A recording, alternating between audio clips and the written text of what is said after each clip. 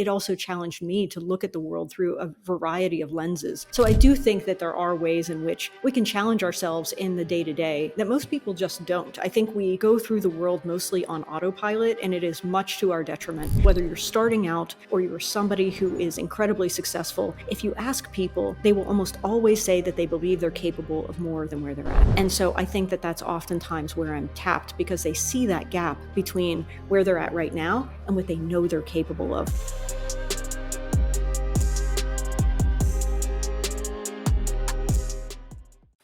Dr. Julie, welcome to the show. Thank you so much for joining me. Thank you so much for having me. I'm excited to be here. And you made a joke before we hit record that what you've been doing as your role for a period of time now has almost been a little bit of a secret. But before we get to that, I understand that in your early days in college, you were actually kind of gearing towards being a surgeon of all things. What sort of changed the path to make you go down the route that you've gone down now?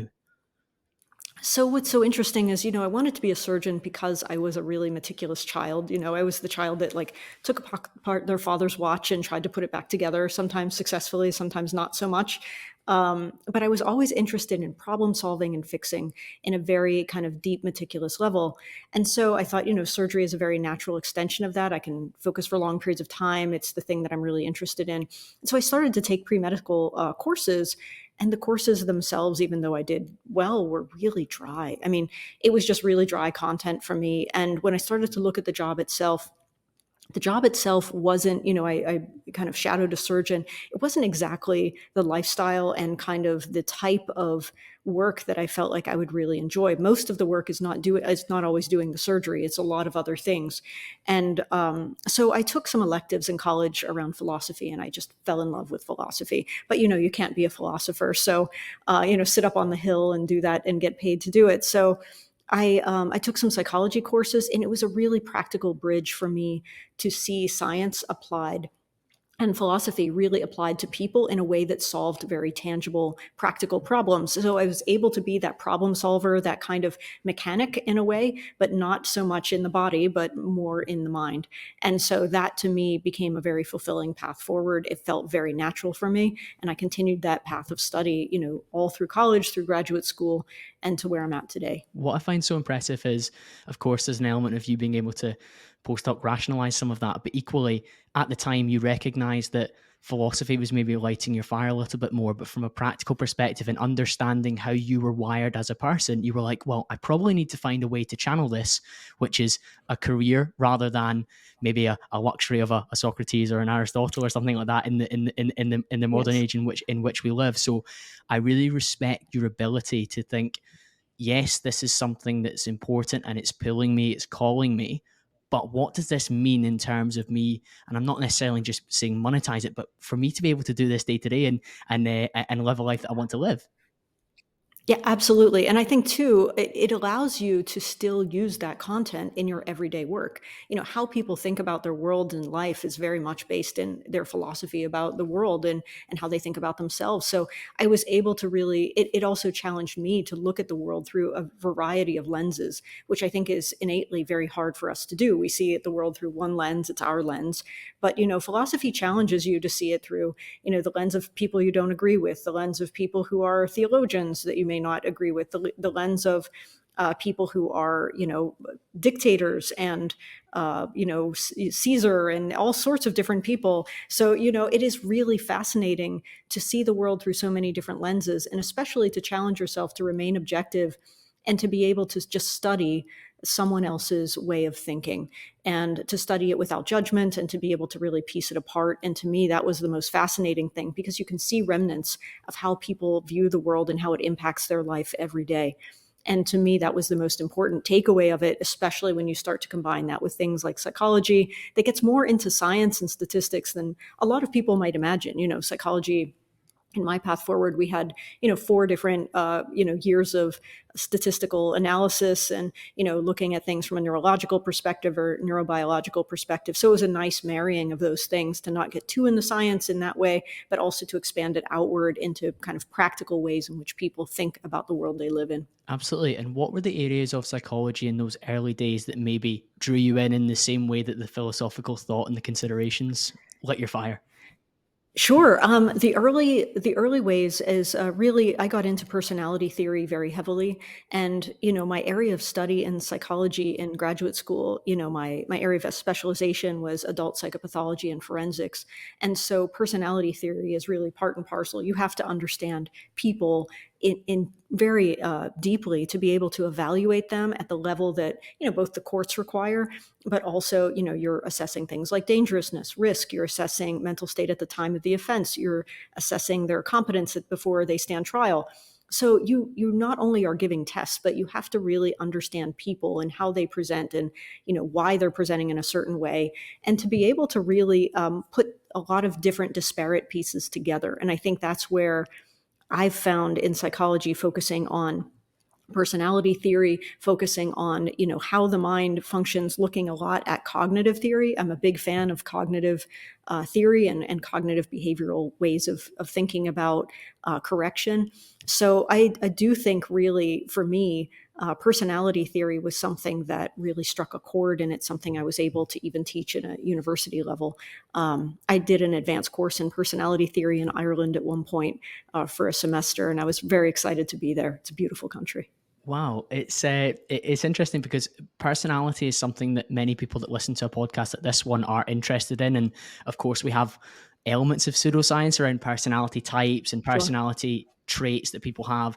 And one of the interesting things that I find around that is sometimes if somebody does one of the kind of more common tests like a Myers-Briggs or a DISC personality Hmm. test, and I don't put a tremendous amount of stock in all of that because a lot of the time if somebody does a test and they get a particular outcome, they say that's the way I am. So if we're using the DISC model, I'm really analytical and process driven. I'm really blue. That's just how I am. That's just how you have to show up for me. And that's how I show up in my work, my relationships, in my life.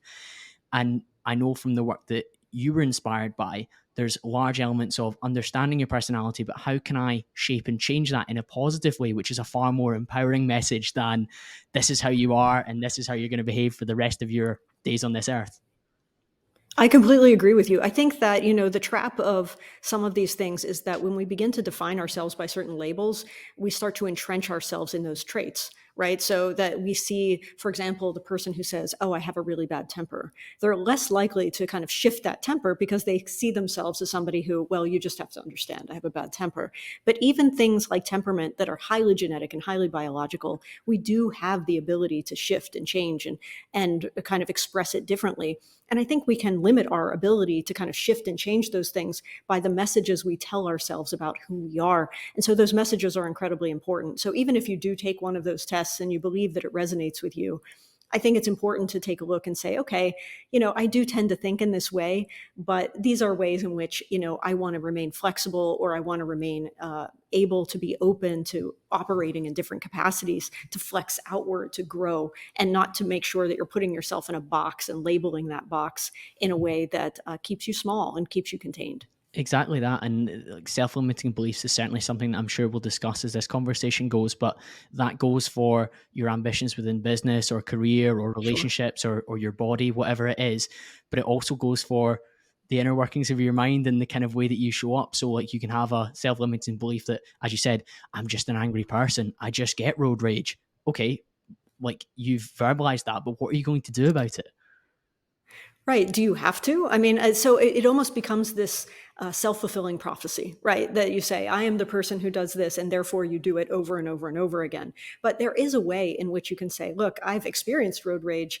I don't find that to be a great trait. And so next time I feel that urge within myself, I'm going to make an effort to kind of put on a better piece of music, maybe calm myself a little bit down, maybe give my girlfriend or boyfriend a call, and kind of distract myself into a better way of processing this, or voice my frustration in a different way. So I do think that there are ways in which we can challenge ourselves in the day to day that most people just don't. I think we go through the world mostly on autopilot, and it is much to our detriment. We can shift ourselves, we can change ourselves, we can change how we move in the world, we can change how we begin to pursue things. And I think that is one of the most powerful things about who we are as human beings, is that we have that opportunity. We're not destined in a way that we are unable to overcome. We watch people overcome all the time. Absolutely. And if we were to fast forward from those days of moving from philosophy to psychology to the executive coach that we get to speak to now, how can you help us join those dots? Because as you say, it was almost a little bit of a secret, this type of job that you've got, that people maybe find harder to pinpoint exactly what it means. And I know there's been cases where executive coaching is almost, I don't want to say lumped in, but associated with therapy. And there's some clear differences there, of course. Sure. I mean, an executive coach, the difference between a therapist and an executive coach to me are that therapists go from, illness to health, right? People who are ill seek you out and they're going to a place of health, or at least you hope to guide them there. If you are somebody who's an executive coach, you're taking people who are healthy. If somebody were struggling with a genuine mental illness, I would refer them to a therapist. I would not deal with those issues personally, and I don't feel like I'm really equipped to do that. So, I mean, the executive performance coach takes someone from who is already functioning quite well and then helps them to unlock the sticking points that people face and helps them to be more optimal in what they do. The people that I work with, they are in high stress, high pressure, often globally competitive environments, and they want every advantage that they can have, but they also are people who, that stress impacts them. They also are individuals who need to improve sometimes decision making. They are individuals who want to improve in communication. They want their companies to get bigger, faster. They want to be able to grow and expand. And so, they are growth oriented people in everything that they do. And I think that, just as you might use an engineer if you're like, hey, I want my coding to be better, I want my product to be better, so I'm going to hire the best engineers. That is somebody who might reach out and say, hey, I want to perform at my best, and so I'm going to hire kind of the person who will help me do that. And so in that way, I'm often brought in to help individuals who are doing quite well. And I think for the majority of people, they would look at them and say, wow, why are you hiring anyone? You're doing great. But to themselves, I think no matter who you are, right? Like whether you're starting out or you're somebody who is incredibly successful, if you ask people, they will almost always say that they believe they're capable of more than where they're at. And so I think that that's oftentimes where I'm tapped, because they see that gap between where they're at right now and what they know they're capable of. And so I'm kind of meant to help bridge that gap and get them where they want to be.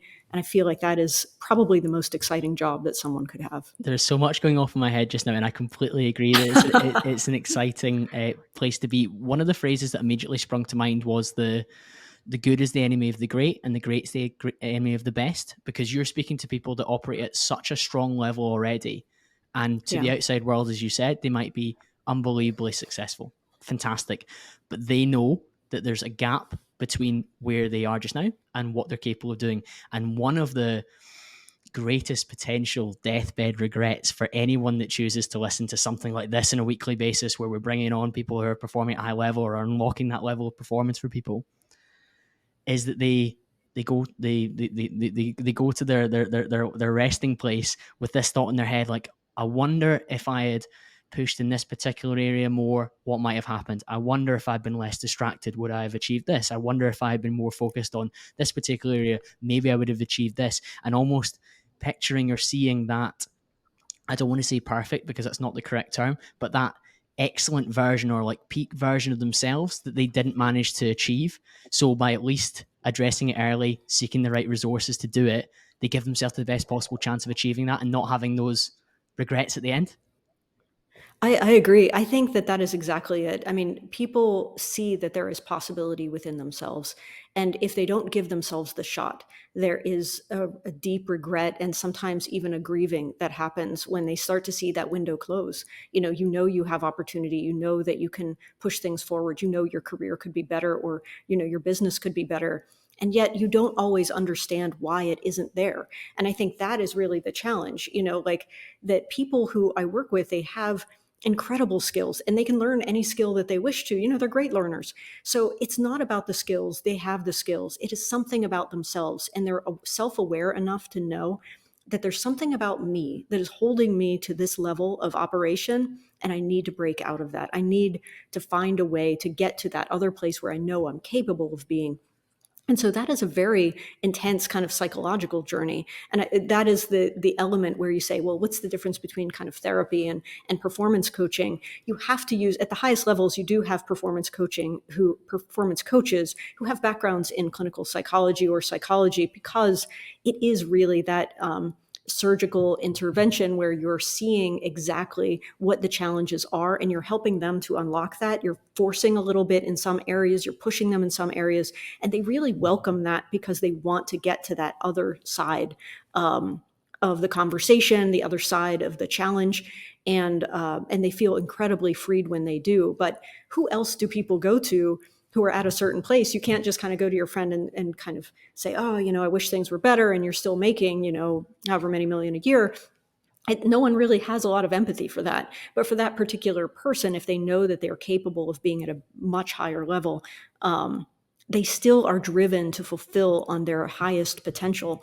And that's really part of my job, is to help them get there, to challenge them, to help them uncover things they aren't seeing themselves, and to be really a partner in that. How helpful was the comparison to Wendy Rhoades from Billions in terms of illustrating what it is you do on a day-to-day basis? I think that it helped my mom understand for the first time what I do on a regular basis, and I've been doing this for a very long time. But I think it helps the world understand that, psychology used untraditionally, it has been used untraditionally for a very long period of time.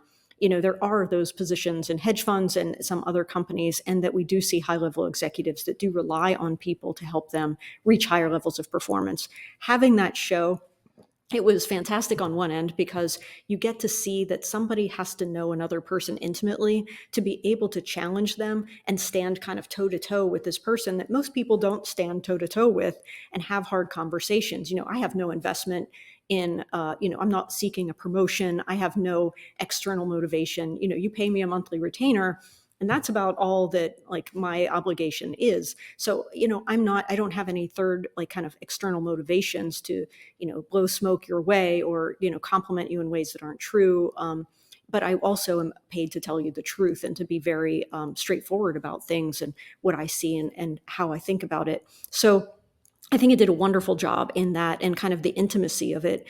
Where it does a kind of a poor job is that her ethics are terrible, and there are a lot of challenges, certainly for television show's sake. But I love the fact that there is such a character, because it allowed kind of the world to some extent, and even the Wall Street Journal comparison was such an honor that they said, this is a role that they compare me to in that publication. I think that is, it was a real honor, and I think it shows the power of what you can do behind the scenes that influences people, companies, and the products that they create. As you say, it's very much behind the scenes, and then it's kind of thrust into the limelight, albeit with an accentuated dramatic characterization because of the nature Sure. of television, because we're not going to tune in and watch the more Boring. calm, exactly, the more calm and Yeah. measured conversations as well. And when it comes to your client base, I know it's something that's obviously kept under wraps as well, but I wonder, in terms of characteristics, what are some of the things that continually show up either as areas they want to work on, or as like real positive traits that you've been like, wow, this keeps coming up, these guys are at this level because of this? So I think that one of the areas, I'll address the one that they want to work on first, is sometimes it's very challenging for people who are drivers to know when to kind of pull the plug on something, when to quit, when to pivot, when to go into something new, because their tendency is always to push it through and to make it work. And I think that you can waste a lot of resources. You can turn your team in a direction that is unproductive. You can do a lot of different things that, if you don't know when to cut the cord and pull that plug and do it quickly, you are going to waste time. You're going to lose competitiveness in the overall market. I mean, there's a lot of reasons why, but their tendency is not to say, this isn't working, let's pull the plug. Their tendency is to say, this isn't working, let's figure it out. Would you define So that there's as a sometimes, resistance to the sunk cost fallacy? So almost like refusing to interesting. acknowledge that? I think it's that. I think that's a really good point. I think that can be a part of it. I think the other thing too is, what does it say about them? Right? Like, if you are, does it say I had the wrong idea? Does it mean that I didn't, that I'm not thinking about this and I didn't see something correctly? Like, is this a reflection of an error on their part? And they tend to be very confident, very headstrong people. And so I think that the tendency to see that isn't always as clear as it can be for others. I think others are more likely to quit too early. I think that these folks are sometimes more likely to quit too late, because they want it to work. They feel it in their bones, and they see it in the world. And so they're very they have a strong backbone, and I think they don't like to call it quits on something, especially if they believe a competitor might do it and might do it better. So there's all those variables, but I think knowing when to quit is a common thread of a challenge. I think balance is always a challenge for them in their personal lives. If we were to get more personal, sometimes people talk about, discipline and all of those various things. These are not people who need discipline. They need like an off switch, right? Like they are obsessed with what they do oftentimes. And we need to say, hey, like, it's all right to go away for a weekend and maybe not think about work and allow other people to handle things, but they're always churning, always thinking. And I think that can be very challenging for partners and their family and for other people in their lives. So for the things that are challenges, I think those are definitely themes, without getting into any one kind of specific themes. But On the I discipline think that, theme, just quickly, Julie, I sure. heard you speaking about this with Danny Miranda, who's been on my show, and I absolutely love what he's building over there. Hmm. It's an incredible show, and your conversation with him was great because when you mentioned discipline, interestingly, the type of demographic that you're working with, that's not an area they're lacking. Whereas if you were to talk more general population, the vast majority of people would benefit from having that level of grit to do the hard thing and they said they were going to do it and follow through. Whereas the type of person that's maybe built the kind of business that you're going into to try and improve and scale to the next level, it's already like driven by blood, sweat, and tears and the hard yards. You're almost Yeah. encouraging them to be like, right, dial down so that you can sprint again tomorrow or the day after that. You need this day off. You need this 3 hour break, 6 hour break, I think was one of the terms that you were saying. And these are people that are like, no, like, why would I want to do that? But you're saying to them, listen, I promise you, like, you'll probably perform better tomorrow if you rest up today. Do something with your partner, do something with your family, do something with your friends, which is consciously relaxing. Because I know, and one of the terms you used earlier was autopilot, and it's a phrase that the listeners must get like a klaxon in their AirPods every time I say it, because I really rail against that. Because sometimes if I look at my diary when I'm not my most disciplined and coherent, which is, touch wood, quite rare, it's when I've not built in conscious rest and I've maybe let unconscious procrastination sneak in, whether that's the extra 20 minutes scrolling Instagram or replying to DMs, which of course has a place, and it's beneficial to Yeah. engage my listenership. It's incredible. You get great feedback and you know where to go next. But it's almost like it's glamorizing like an element of procrastination, because I know that the more important thing for me to do would be to do the thing that I said I was going to do, or physically schedule in that 30-minute walk with a friend, or that time I'm going to go to the golf range and practice. If that's scheduled in consciously, it's better than any sort of semi-unconscious rest that happens in there. Agreed. Agreed. That is such a wonderful point, because I think that what we consider to be rest when you are a person who tends to overwork is still a different form of work. Like, you responding to DMs is important, and it may feel like a break compared to much of the work that you do, but it's still work, right? So you're cognitively still engaged. And the thing about our brains is that, you're still sipping glucose, like your brain uses glucose as fuel. And so you're really still draining resources while you think you're giving yourself rest. And so, actually being able to give yourself, correct rest, even if it's just a break where you go for a walk around the block, when you'd normally take a lunch, don't eat at your desk. Things like this that are very common can give you actually additional energy to take on tasks with more clarity. You often think through things. I mean, most people, if you think about it, you aren't having your best ideas or your most breakthrough ideas like in the 10 minutes between meetings. Like, that's just not when breakthroughs happen. But a lot of times we're so tightly scheduled, or you're having meeting to meeting and all of those other things, that you're not really giving yourself space for some of your best work, which is cognitive. If I were to ask you about your show and how you think about your show, you're probably having some really fantastic ideas when you're outside, when you take a walk, when you're sitting on your sofa, when you get up in the morning, you're having a cup of coffee. There's a lot of that space required for some of your optimal functioning, and space is not something that people who are driven like to give themselves, but it is really important to being optimal. And just to get back to discipline, is that I do think that discipline has a place, and I think it should be sparing all the time. I don't think that it should ever be the primary way in which someone operates, because discipline requires push. It requires energy. It takes energy. When you are obsessed or you are excited about something, it pulls you. You feel electrified by it. It feels so engaging. And I think that is something that I do see at the top, is that, no one has to force them and say, and they don't go, oh, I have to spend another day at work today. And, oh, I have to go and train today if it's an athlete. Like, they love it. They can't wait. But are there areas that they still have to use discipline for and push through, things that are boring or that they don't like? Absolutely. So you want discipline to be used sparingly because it does take and require so much energy. You want the majority of what you do to be a pull. And if it isn't, I think that's a signal. Like if you're dating someone and you're like, oh, I can't believe I have to go out with this person tonight. Like that's a signal, perhaps you aren't as enamored with this person as you might hope. If you are engaged like that, you can't wait to see them. 10 o'clock at night, want to grab a hamburger? Absolutely, I'm there, right? Like, so I think that when we are really, really engaged with something, no one has to force it. No one has to push it. You are all in, you're excited about it, and you'll ride it out and you'll do what's necessary. It also makes discipline a lot easier. I think that's such a great consideration. If you're being pulled towards something, then you should be using less of the discipline stores, and the discipline stores should be reserved purely for maybe those must do, inertia, challenging tasks that you'd rather not, but they must happen, but they are a Yeah. small portion of the greater mission and the greater purpose and the greater activity that you're focusing on.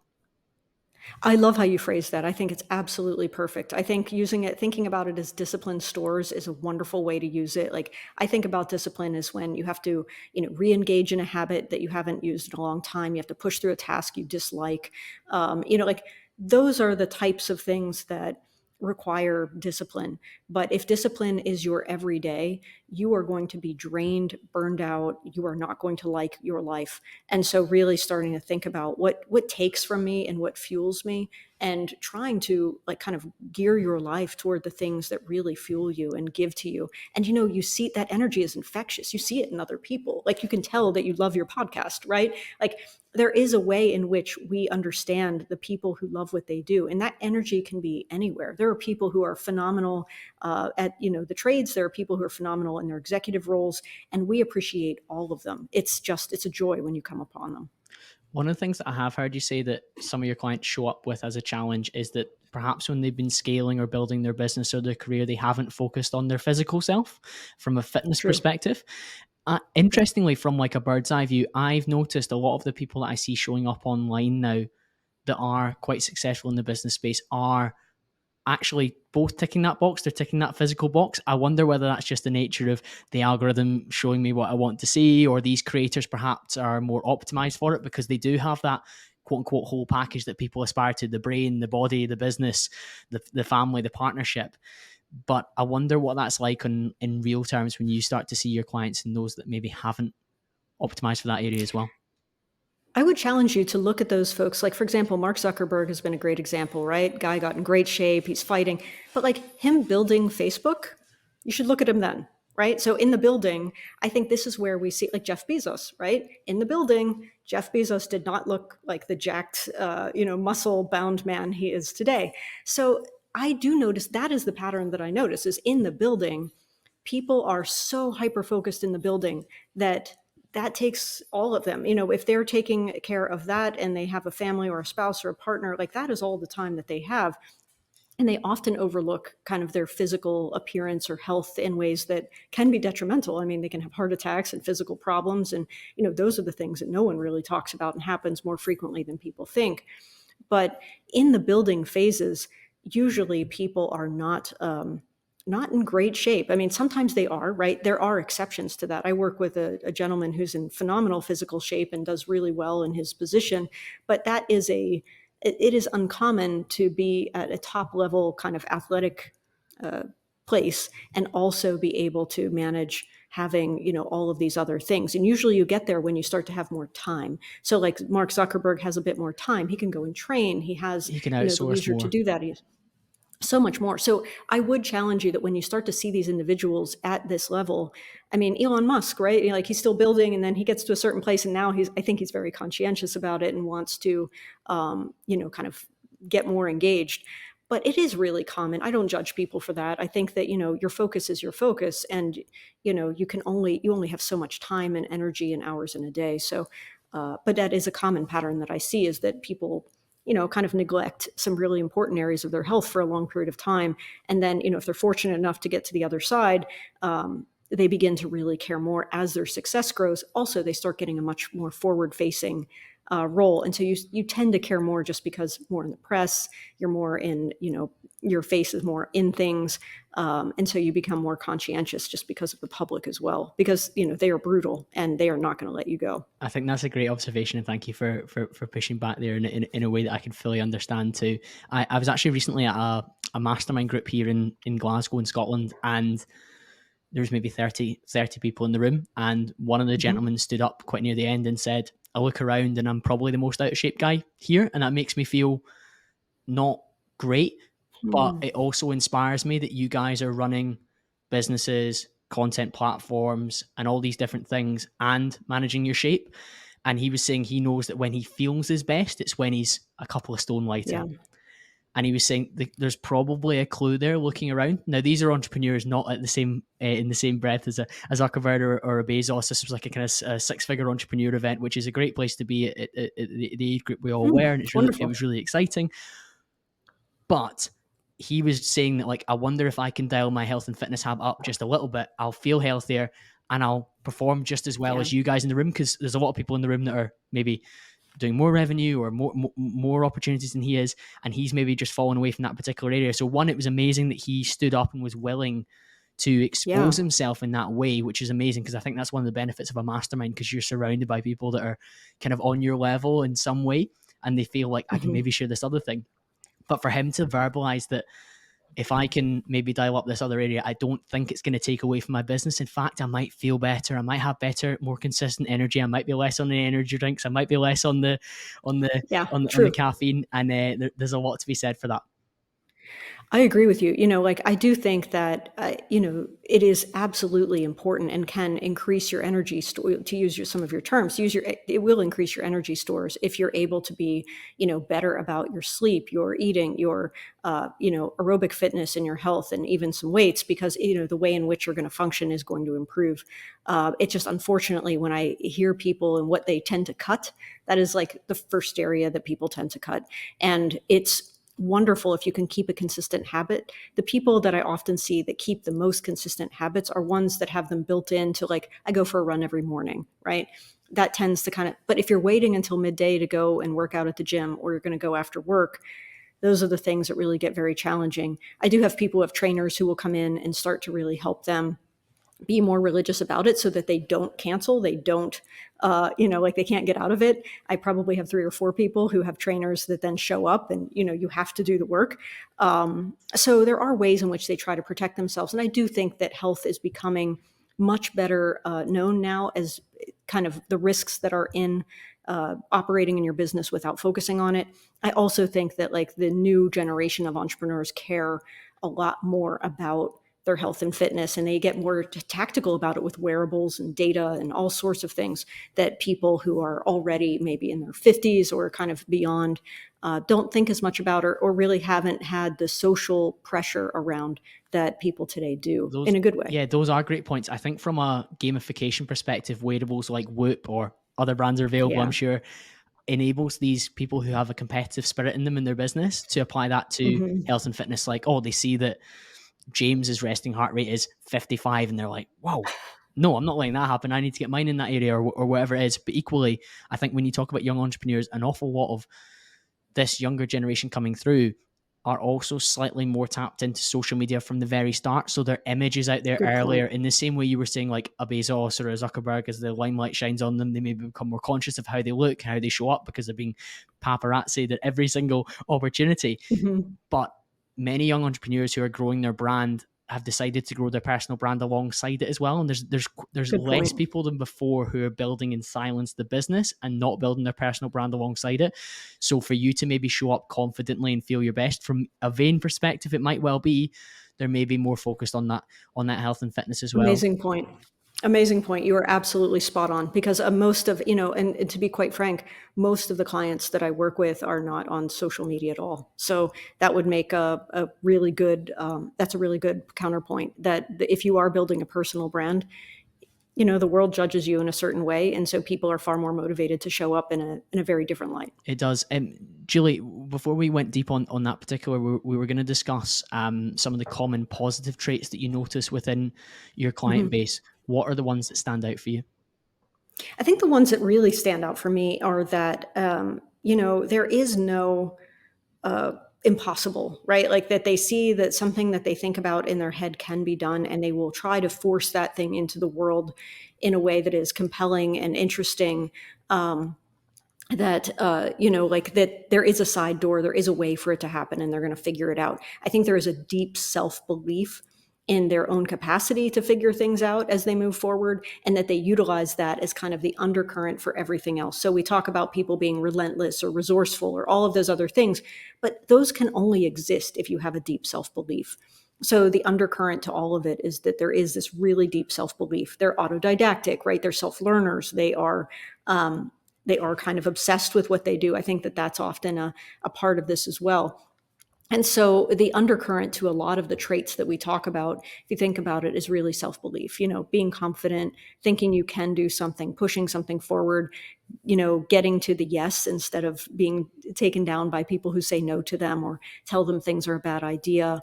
I think that oftentimes the thing that is fascinating, given what you just said, is that they don't care as much about social opinion, in part because they're not really a part of it. A lot of people, if you're running your own business, you're not really on social. You don't get really the same kind of feedback. You don't get the same kind of, I don't want to say bullying, but you don't get a lot of the same Peer pressure. criticisms and peer pressure and all of that type of thing. It's really fascinating to me that people go through the building process now, and they say, oh, I'm going to build in public, and it's such a challenging way to do things. I think it makes it twice as hard. Not that you can't be publicly building, but that how you talk about it should be probably very behind the scenes, and just building your brand without giving too much away for people to criticize and kind of throw mud in your direction. If that relative unwavering self-belief in the kind of the process and what they're capable of is a real positive, what do you think are some of the limitations that some people do put on their own success that either you've dealt with or Mhm. would enable them to maybe get to the level to be somebody that would work with you? The limitations that they would put on their success. Can you be more clear about that? Yeah, so I mentioned right at the start of this conversation, like self-limiting beliefs. So you were saying there that a Mhm. positive trait is that people have this like quite strong underlying belief. What Mhm. are maybe some of the areas that you might think they might have limitations in terms of I'm not capable of this. This isn't something that people like me achieve. This isn't something that somebody from my hometown has ever done or anything like that. I wonder if you've come up against that or seen in your experience. I see that a lot on the way up. So sometimes I'm fortunate to be able to work with entrepreneurs early on in their journey because of, like there are funds like, for example, Alexis Ohanian in his venture fund, he gives a certain amount to founders early on for their own self-development. And so they can hire someone like me or someone else to kind of take them on their journey. So I do get to see people earlier on in their company building sometimes.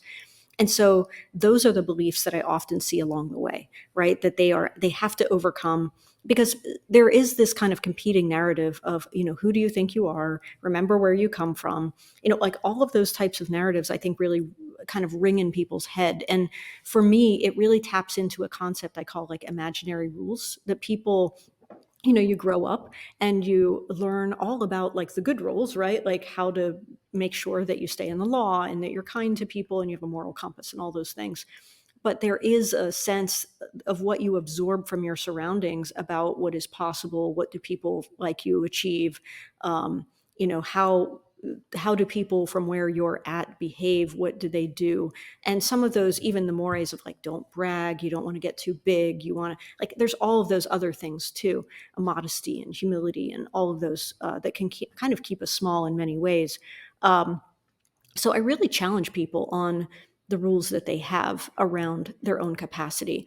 The people who get to a certain level, you've built a company to $500 million or whatever, you don't really feel that like you've kind of broken through a lot of those types of self-limiting beliefs. You may have problems that you can't see, and that's why maybe I would come in.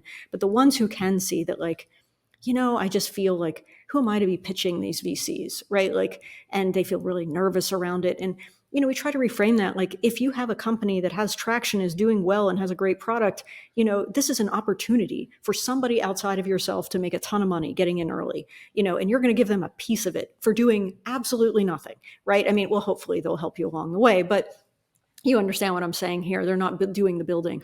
So really thinking about, how do you frame your experiences? Why not you? Why is it that, when you start looking at these rules, let's challenge these and see if they are factually true. People can be incredibly held back by these self-definitions that they have. And it's really unfortunate that some folks will end up self-handicapping. They will, self-destruct. They will, I mean, there's so many ways in which people will end up, burning their house to the ground in this way. And so you really want to be sure that when you work with someone like that, that you challenge them very directly, but you're really doing it in an objective, evidence-based capacity, because there are people who come from everywhere who get to kind of the highest areas of achievement. And maybe that's not even your goal. Like, everyone's goal is different. There are people, I think personally, some people will say, oh, it wasn't a very big exit because the founder only made like $3 million, but like, that's life-changing money. Like, I think that's incredible. So, like, there are ways in which we then start, we compare ourselves to people online. We start to look at how other people speak about things. Some people just want a lifestyle business where they're going to make a couple $100,000 a year, and they're going to live very comfortably. And so that's going to be their path forward. And to me, my job isn't to judge what their, goals are. I want them to reach whatever goals that they have for themselves, and not to be limited by, this kind of small way of thinking about what they are capable of doing, because it's so much of it is just about your own belief. Almost in the opposite vein, what work have you done around somebody who's maybe got an ego that's gotten out of control? I think that for people who have egos that get very large, you have to show them usually the evidence for why that is detrimental to their business and their finances, because you can't say, oh, it's a very ugly thing to be around. Who cares? I mean, they don't care about that. People are going to be yes men, whether or not they're pleasant or not. So I think that, like, at certain levels, people are going to not tell you the truth, and they want to be in your circle. And so oftentimes there's incentive for people to not really tell you the things about yourself that cause challenges in where you could be. So I mean, I'm very frank about it. Like, when people have egos that have gotten out of control, oftentimes the first, some of the early things that they'll complain about is they'll say, no one ever brings me ideas. I'm the only one that has ideas. Well, why do you think that no one brings you ideas? I don't know. Like, do they not have, good thoughts? You hire some of the best people, they come from this company or this company. Well, I don't know. I don't know why. And so, it's got to be we'll do the things like, environment. And they can't see the wood. They can't see the wood for the trees at that point, can they? yeah, right. So I'll suggest something like, well, what do you say we do like a 360, where I'm going to talk to 8 to 10 people in your company, and like, we do it under the protection of anonymity, so no one is. I don't give any names. Let's ask some questions and see what's going on here. And they're usually very happy to have that explored, because they do see that some of the greatest entrepreneurs or business builders, they get opinions from other people. Like, Amazon Prime is not from Jeff Bezos; it's from some person in the company. So you have to be able to hear that. And so you'll start to learn that people will start to use words like, oh, they're fearful. There was one person that I had evaluated that people would literally say that, they became nauseous before they had to meet with this person, because they were so, like, kind of terrified, and they would talk to them in ways that were very challenging. So, people get to hear that feedback. And I think that it's a real eye opener. I think they know sometimes that they can have abrasive ways of operating, but I don't think the impact on other people is quite as apparent. Not because they're always callous, but because, when you are the person at the top, nothing really touches you in the same way it does if, you need to feed your family, or your job's on the line, or, like, there's a different pressure there. So that's kind of how I try to bring it to light. I make it very objective, very much about the business. I don't make it personal, because, you get into things and you say, oh, you're too egotistical. And that becomes like a personal argument that I don't think is useful. It's not going to change anything. So let's talk about, like, how this influences your company, the bottom line, innovation, competitiveness. And those are things that are really going to perk up their ears, make them pay attention. I've heard you say before and seen you write before about like that kind of challenging feedback piece where you're giving direct Mm-hmm. feedback. You're almost trying to bring people on side with the mission. I think one of the examples I read was you were talking about perhaps we're not getting enough inbound leads through our marketing. So rather than going into marketing and going crazy, like, oh, why have we not got any leads this month? Or sales are down because of you. It's very much like, what can we do as a collective to improve the quality or the volume of leads coming through as a unit? And I love that. I love that example because I see it all too often in different companies that I've worked in over the years, where there can be like an us versus them dynamic, particularly between sales and marketing of all functions, as I'm sure you've probably seen too, Julie. So, what other Yes. areas would you recommend people improve to give feedback or receive feedback? I do think that, the example is definitely one that I've given in the past. So thank you for doing your homework and coming to the table with that. I definitely feel as though we have to put ourselves on the same team as those we want to, when the problem, to face the problem together. And so, you don't want it to be like, hey, it's me versus you. You don't want it to be like, you are terrible, you are the problem. And, I am here to come and, yell at you and correct you. At least, the first way in which you are going to engage someone should be like, how can we figure this out? How can we tackle this together? Let's talk about ways we can brainstorm this. Is there ways I can help unlock or, unblock something for you? The thing about that is that if you are a me versus you kind of person, that's where you start to shut off people coming to you in the early stages of problems. So if the leads are down and you've just yelled at them or cursed at them because the leads aren't good, you're not going to be their first call when they start to see leads dipping. They're going to be in a panic. They're going to say, I'm going to try everything. I'm going to do what I can. And then by the time you find out, it's got to be bad, because for them to face that, they're going to have to wait until things really take a turn. This And then the you're really going to be discomfort's so angry. great, so they come to you when it's so bad that I need to tell them now, or I need to tell them now, rather than it's now out of control. I need to escalate this. That is a really illustrative example of when like there almost needs to be so much pain before you address it, Yeah. and it's a terrible situation to be in. Whereas when it was merely a scratch rather than a gaping wound, we could have maybe addressed it together as a unit as well. Wonderful example. Wonderful example. And like if people feel like you're on their team and you're there to genuinely help solve problems, you could even say like, hey, if you start to see this take a dip, like let me know. Or, if there's something that you feel like I could really be useful for, like let me know how the strategy works. They will come to you. You want to be seen as somebody that people can talk to and have a bit of openness, because with that you start to learn more about your organization. If you don't contain openness and your organization starts to shut doors around you, marketing starts to not tell you anything, and then like all of these other areas of your company start to not tell you anything, you become the least informed person in the company. And that is a seat that puts you at risk. And then things end up happening that are catastrophic. And you're like, why didn't anyone say anything? Why didn't I know about this? And then that becomes like a real challenge. So, and people will actively be hiding things from you financially, marketing, et cetera, all throughout the organization. And it does put you at risk. So, you can be there's a variety of ways. If you're a hard charging leader, or you're somebody who does tend to be more aggressive, you can build in buffers so that the people they report to maybe are not like you. There are all sorts of ways in which you can strategize around it. But yeah, you got to really think about the benefits of having an open a company that openly communicates, and your part in either making that effective or not effective. Absolutely. And a lot of high performers and leaders will need to have challenging conversations. And one of the terms that I've heard you use before is learning to fight up front. How do you equip people Yes. to do that? So the term of fight up front comes from, I do have a forensic background, as we talked about. And so one of the concepts in forensics is that, if you're ever, it's a strange thing to think about. Maybe it's a product of when I grew up, but they would always say, if somebody ever tries to kidnap you, you fight as hard as you can, because, once you're in that van or you're in that car, wherever they take you, it's unknown, and it's going to be worse, whatever's going to happen to you. So you might as well have the challenge up front. And so I thought about that with respect to communication, that, if you need to have a hard conversation, someone's starting to underperform, there's something going on with an executive or even a coworker that is really challenging. It's so much better to have that conversation early, because if you let it go and you kind of let them take you into that van and you wait 3 months, you're just hoping it gets better. 6 months, then the conversation gets really hard. The behavior is very ingrained. People don't understand why you didn't talk about it earlier. Now it's a problem. I've been doing this for 6 months.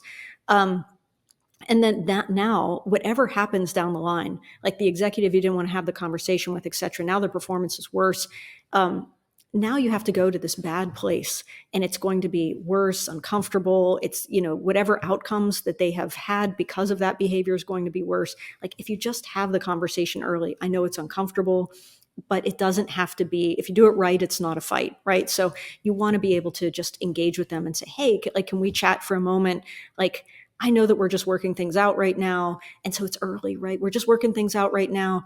So tell me a little bit about how you're thinking about your role, and let's line it up with how I'm thinking about it, rather than them going way off the rails. And then, 3 months down the line, you're ready to fire them. It's terrible.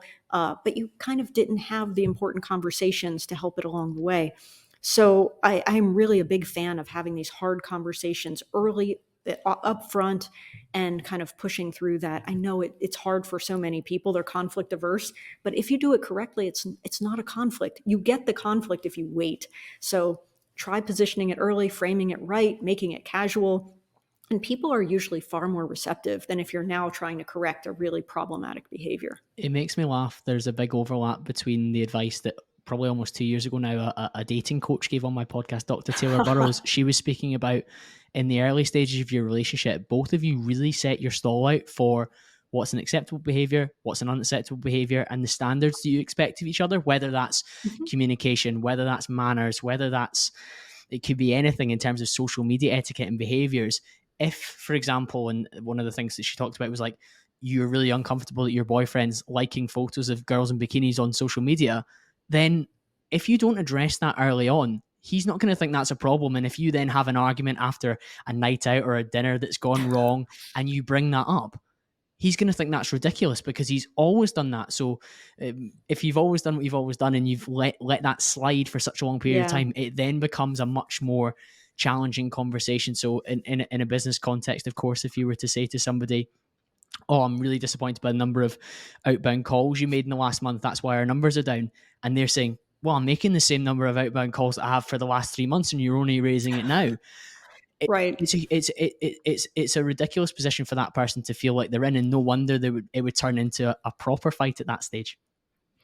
100%. And what a great observation by the dating coach. I completely agree. I think that when you have, expectations and standards, you set them early. I think we all want to be nice people.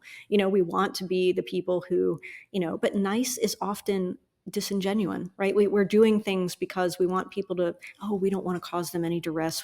But it's not holding true to the standard that we actually have. And so, it's okay to not be a nice person, be a good person instead, have standards, have things that you really want to hold to, and be the person who is able to kind of hold those standards, and you will end up being happier in your work, in your life, in your personal life. I think that's a great rule with dating, is to just be upfront. If something's challenging for you, it doesn't have to be problematic, but you are absolutely correct that if, you have a bad dinner or something and you bring up things that people have been doing for months, you can't expect them to know if you haven't had that conversation.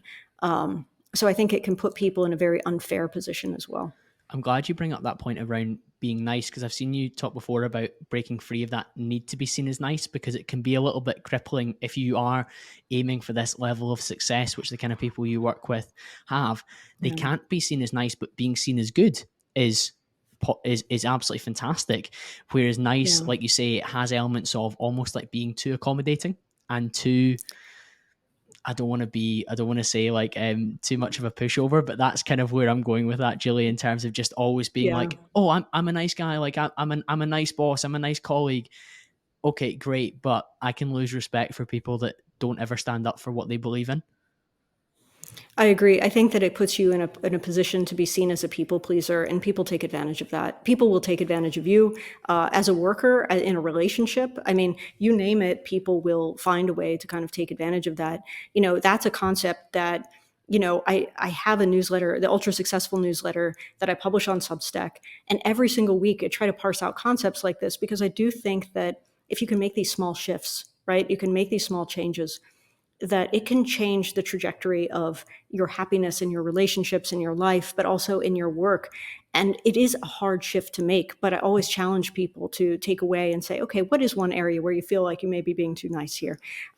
Just as with other concepts, kind of challenging them around those areas. If you can take those challenges and kind of weave them into your week as you go throughout your week, I think it can bring a little bit of up-leveling and really a personal challenge to how you move about your work and life to be the best version of yourself, and also to actually get what you want.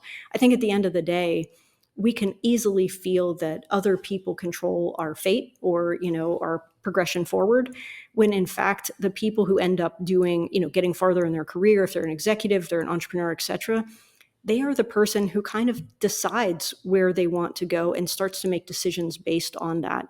There's a person who's going to wait in their job for someone to promote them. And some people will wait for years. And there are other people who will say, you know what, I've done this job for a year and a half, maybe 2 years. I have these wonderful skills. I meet all the criteria for the next level up. And so they take that next move. And then, they're in that job for a couple of years. They take the next move. And there's the person who's still at that one company waiting. They're waiting for somebody to grant them this promotion. And this other person who started at the same level is now 3 rungs ahead, making twice as much money because they took the initiative to really, pursue the things and not wait for others, not wait for the outside, but to really take it for themselves. And I think we can feel conflicted around that because it feels, am I being too selfish? Am I doing this or that? But, the world is not kind of built for those who are just waiting around for people to crown them, right? Like, you have to do it yourself. And so I think that as we move throughout our careers, we have to decide, what do we want for our next level of operation, and really have the courage to seek that out, to go for it, to try. And it will be shocking to most people how often the world just kind of bends to what you desire and how you move. It will move around you. And it will go at a much quicker clip. I love so much of that, Julie, and I know you used the phrase there, like, don't wait for the world to crown you, you need to almost crown yourself. And I know it's a phrase that you have on a lot of your material as well, including your Twitter role, we call it X bio. Mm-hmm. Yeah. And I really, really resonate with that. And speaking of your newsletter, one of the things that I wrote down that I absolutely wanted to share in the podcast with people was very similar to that, where you wrote that people who don't challenge you on your bad habits aren't your friends. A lot of mediocrity is built by those who cheer behaviors that sell yourself short. People who dare to tell you the truth, who see you more and root for more, are probably the better friend. And that links tremendously into what you were saying there in terms of, you don't necessarily need to be a nice person or like the nice guy, but don't surround yourself just with nice or yes as well, because you're selling yourself way short. They probably will allow you to coast or not reach the potential that we spoke about at the start of this podcast, that God forbid we get to our dying days and we think, oh, if only I'd had some more aspirational people around you who maybe called me out of my bullshit, maybe encouraged me to pursue the things that I should have done. And I think when you're putting out messages like that, I think it's really healthy. And I love that you're doing it in a longer form, written form as well, because while I was telling you before we hit record, one of my very good friends and previous guest in the show, Chris Burns, recommended that I follow you back in January, and I've kind of fallen in love with your stuff since then. But the fact that you mix up the aphorisms and the insights that you share on Twitter with this kind of longer form stuff in the background, and of course podcast interviews like this one and many of the other fantastic shows you've been on, I think it's a great blend for people to really fully understand what it is you do and what people can do to tap into their own opportunities to better themselves. Thank you so much. Yeah, the newsletter, if they want to, they can listen to it on their way to work. I try to make there's an audio overlay, not a podcast by any stretch, but just me literally reading the newsletter in case you're somebody who prefers that format. But I do think that, if there is a takeaway of the work that I've done, it is that, I get to see people who have done a lot of great things, from professional athletes, people who go to the Olympics, to people who are, running billion-dollar companies. And the thing about them is that they are shockingly normal people when you chat with them. People who do great things are not different than you and I. They have a focus and an obsession and some of these other things.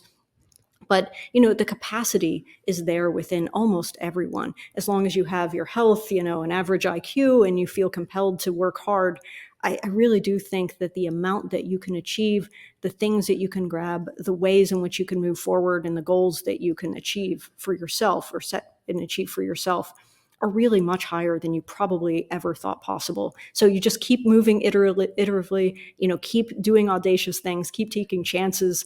And I think that you'll get there. It's just a matter of like watching yourself on that journey. Not everyone starts off at, the very end where they have the things that they do. It's a long road forward. So I thank you so much for talking about topics like this, because I hope that they are personally challenging for people to think themselves like, as I said, everyone I speaks with says, deep down, I know I'm capable of more.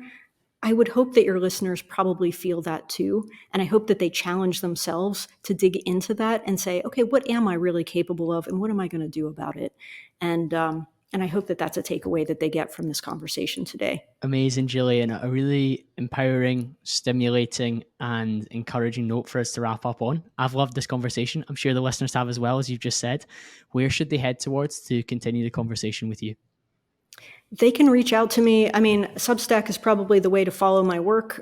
It is ultra successful on Substack.